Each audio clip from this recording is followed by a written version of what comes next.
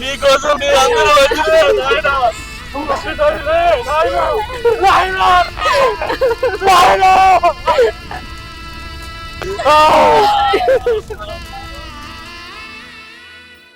భారమైన ఈ బతుకును ఈడికే సాలించుకుంటున్నారా నాయన?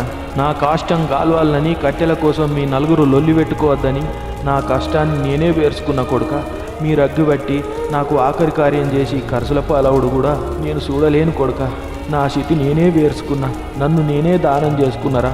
మందేమంటారోనని ఆటలు కోసి మీరు దినాలు చేయకూరిరా. మీరు లొల్లి పెట్టుకుంటే రందితోటి నా జీవి మీ మీదకే గుంజుతుంది కొడుక. నాకు పిట్టకు పెట్టకపోయినా మంచిదే బిడ్డ. మీరు నాకు చేసినట్టు మీ పిల్లగాళ్ళు మీకు చేయకుండా చూసుకోరా నాయన. నా లెక్క మీరు బాధలు పడద్దు కొడుక. చల్లగా బతుకుర్రి. అమ్మ పిలుస్తాందిరా, పోయేస్తా కొడుక. కట్టిన ఇల్లుందిరా, పెట్టిన పొయ్యి ఉంది, పట్ట భూములున్నాయి, పరం పోగులున్నాయి. మీకప్పయించినాడా కండల్ల వేలుకున్నా.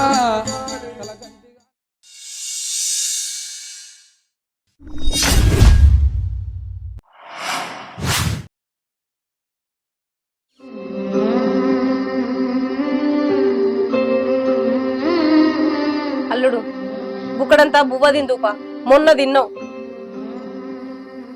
కడుపులో కన్నా నాయనే తినాక కాలే కడుపు ఏమి కాదు కదా.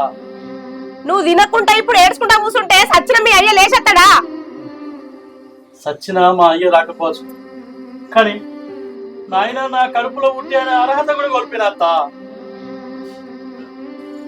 ముసలిపానం ఎంత చల్లడిందో చెప్పలేకపోయాను. చాలా తప్పు చేసామత్త. పాపం పాపం కట్టుకున్నామత్త మనం. పాపమా? ఏం పాపం? హౌస్ కూడింది సచ్చిండు. మనమే చంపుదాం అనుకున్నాం గాని చంపుదమా? ఆయనను మనం చంపకపోయినా మానసికంగా ఎప్పుడో చంపినవే. మనిషి ఎంత సంపాదించినా ప్రశాంతత లేకపోతే బతికున్న శవంతుడు సమానమే.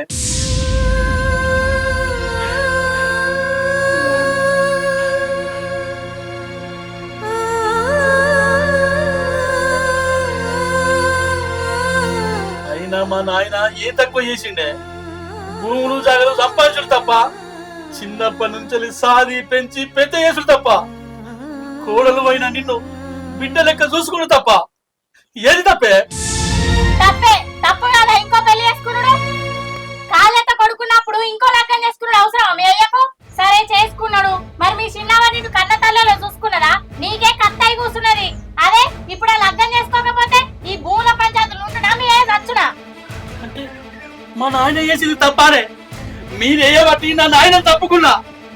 నా నాయన మనసు తృప్తి పడాలంటే నా చిన్నకి తన భూమి దాని పేరునే చెప్పాలి. గప్పుడే నా నాయన మనసు తృప్తి పడుతుంది, ఆయన ఆత్మ తృప్తి పడుతుంది. అంటే నాయన చచ్చిపోయినాక నాయన మీద బాగా ప్రేమ మారిపోతుంది. గిరేదో ముచ్చట మీ నాయన బతికున్నాక చెప్తే మీ నాయనకి ఇక్కడ 4 వంతులు భూమి మీద లుంగలు బాగుండు కదా. మీ నాయన కోరిక కోసం మీ చిన్నల భూమి పట్ట ఎత్తే నా కోరిక కోసం విడాకులు అని చెప్తానా?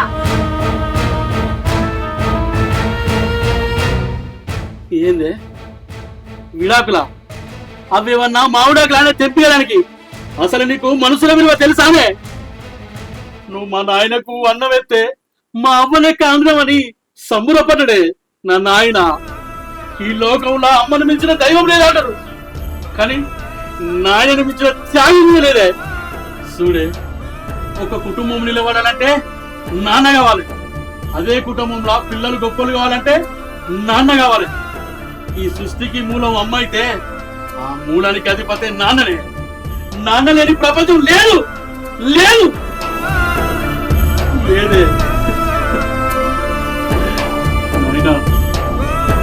తప్పు చేసిండే, తప్పు చేసిన క్షమించుమని అడిగి అర్హత కూడా కోల్పోయింది నాయనా. సరే, నేనెంత చెప్పినా మీ నాన్న కోరిక నెరవేర్తా అంటావు అంతేనా?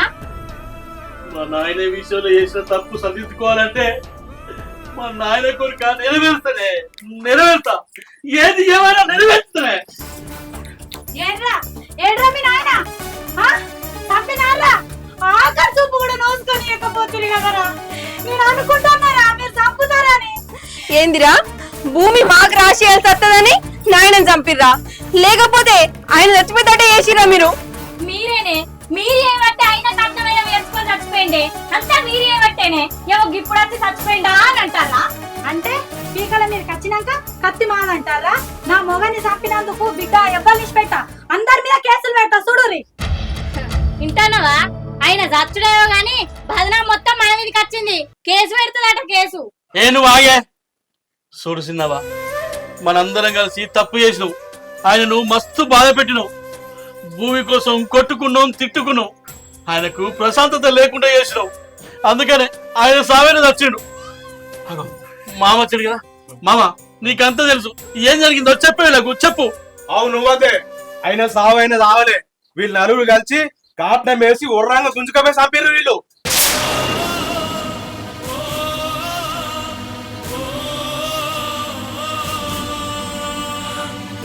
చూసి రావాలా అక్కలాలా నలుగురు కలిసి నా మొగన్ని చంపి ఆయనే చచ్చిపోయాడని మళ్ళీ ఆయన మీద బదనాం ఎత్తుతారు.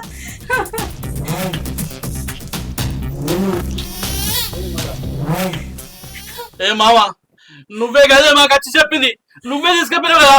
ఇప్పుడు గిట్ట మాట్లాడుతావేందే? కరెక్ట్ జరిగిందని చెప్పే. ఏం మాట్లాడుతున్నావురా? మా అత్త ఇంటికి పోయిరాగా మీరు నలుగురు కాపడం వేసి సంబంగానే చూలేకుంటున్నావురా? మా ఏం మాట్లాడుతున్నావే? నువ్వు వచ్చినావు కదా, మాకు చెప్తే కదా మేము అక్కడికి వచ్చింది. కరెక్ట్ చెప్పు, లేకపోతే మాత్రం మర్యాద చెప్తున్నా. నాకు చెప్తున్నావా? నువ్వు బేరియంగానే అబద్ధం నిజమైతే అనుకుంటున్నావా? సంపి సపడే కూకున్నారా? నాయనను మేమెందుకు తప్పినావు చెల్లె? గీడవడం మాట్లాడితే నువ్వెట్లా నమ్ముతాను? నా నాయన నేను తప్పుకుంటానా? సంపద మీద భయపడుతున్నావురా? పోలీసు కొట్టే అన్ని బయటపడతాయి. పోలీస్ స్టేషనా? చిన్నవా నీకు దండం పెడతా. వీని మాటలు నమ్మి ఆయం కాకురి. ఇంకేమన్నా తెలుసుకొని అసలు ముచ్చట వెళ్తుంది.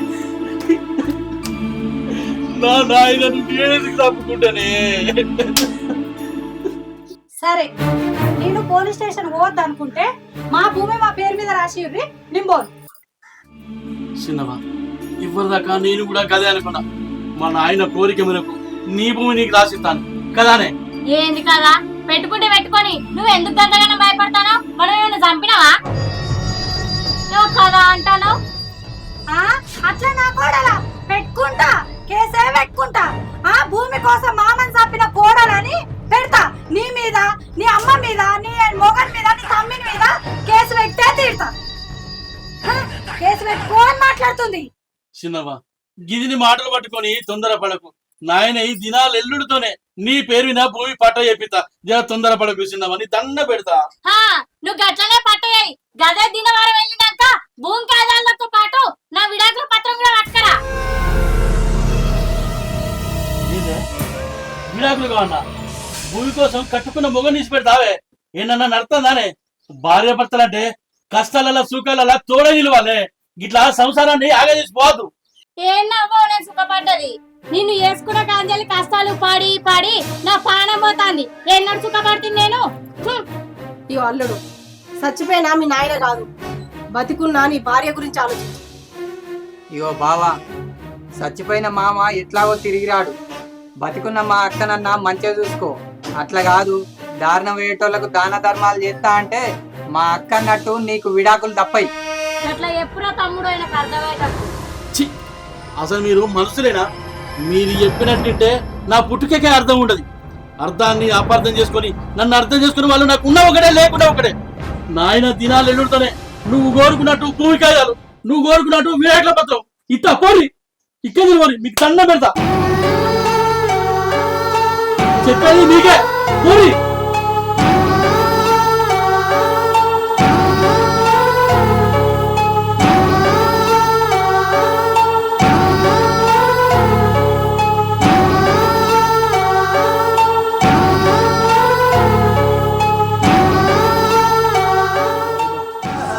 ఓడలే బండ్లైతాయి, బండ్లే ఓడలైతాయి. రాజే కింకరుడైతాడు, కింకరుడే రాజైతాడు. ఉన్ననాడు నవ్వద్దు, మానవుడు లేనాడు ఏడవద్దు.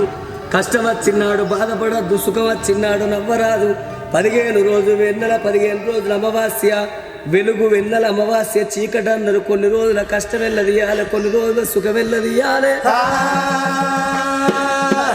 ఏ మానవుడైనా గురిగిన ఇసు పోసుకొని గుంజకు ముడి పెట్టుకొని రాలేదు.